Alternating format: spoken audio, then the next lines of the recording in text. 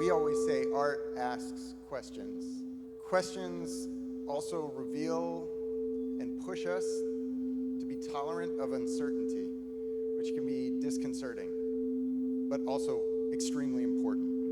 And I think that leaning into uncertainty and into each other, into connecting, using a question to ask for help in understanding knowledge, the world, who we are, why are we here, why? That, I think, is why we're leaning into questions always, but especially this year. I think some of the big lessons learned are something beyond the status quo does exist. It exists if you have the idea and the audacity to invest in manifesting something different.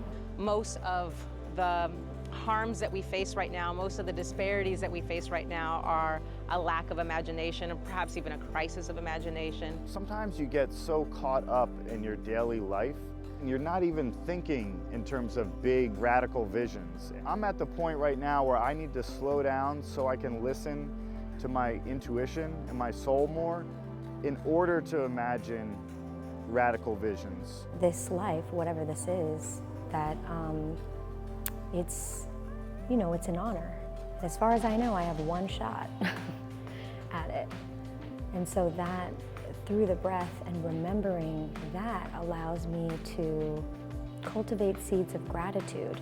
We know that love is the way, and we know when we're children, we know when we come into the world that love is what we want. Come closer. Most of what we know about past civilizations is through their art. There is no civilization without art. Art and culture are what humanity, as we know it, is founded on. Humanity and art are indivisible. The sharing of art is timeless. Even if it was made in a certain period, it's still timeless because that human code is still embedded in it. We're human beings, we're layered, we're complex, we're complicated, we're nuanced. We just need to bring to bear more support, more time, more space, more resources so that we can build bridges between all sorts of sectors, art and public health, art and democracy, art and justice, art and climate. I think we return to a more human place of being. I think that's why it's a human being, not a human doing. We need to go into nature. We need to feed the world. Is where we need to be.